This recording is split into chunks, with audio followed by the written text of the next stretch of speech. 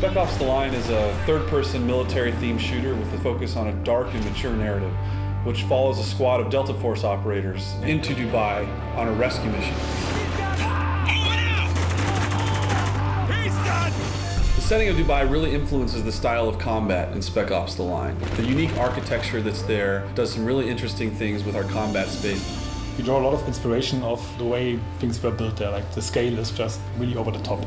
And as an art team, we use that to translate it into our game environment. So all the spacing is bigger, everything is a little bit more grand and spectacular.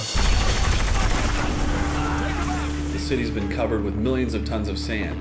It really provides sort of a very new and fresh combat experience. One of the elements that's very interesting is the fact that you're quite often walking on what you perceive to be solid ground, but actually you may be walking on a dune that's covering a 30-story skyscraper. During combat, you have to constantly be thinking about where you're standing and where you're located, and you may even tumble through a skylight in a building into an entombed space that's been covered by sand. Throughout the game, the player encounters opportunities to leverage the power of the sand to help him basically to kill enemies or open new pathways. You basically see sand piled up behind a window, and you shoot the window, and sand comes pouring out.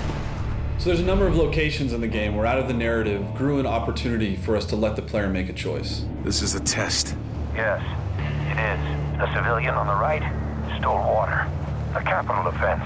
The soldier on the left was sent to apprehend him, which he did, killing the man's family in the process. So these are not binary choose A to do the good thing or choose B to do the bad thing types of choices that are presented to the player.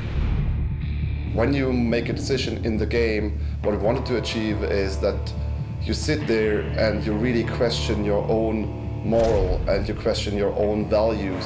Wow. What happens in Dubai stays in Dubai. After a battle in Spec Ops: The Line, there's rarely a situation where all of the enemies are dead. They're typically laying on the battlefield, bleeding out in horrific pain and agony. The player can choose to react to that in a number of ways, and one of the ways that he can do that is by utilizing executions and executing those enemies. Since Spec Ops: The Line is a realistic shooter and you're up against humans with guns, it was always very important for us to make sure that there's enough variety in gunplay and in enemy behavior. So we created all those different enemy types to make sure that there's always enough variety and fun to fight those guys. It was too close, Walker! Take this guy out! Is that all of them? I think we're clear. What about the civilians? 33rd get away with any of them? Yeah, they did. The campaign in Spec Ops: The Line is heavily influenced by the people who are left there in Dubai after sandstorms have ravaged the region. This element of survival in a combat scenario permeates into the gameplay itself. Many of the conflicts in the campaign actually have to do with those survivors and these elements of them trying to provide for their families and protect them from the situation that they found themselves in. This element of civilians being found in the middle of combat scenarios adds a lot of tension to the combats in Spec Ops: The Line. The CIA doesn't start when it can't finish. Well, now's the time to prove it, because I'm not telling you shit. No! What the hell?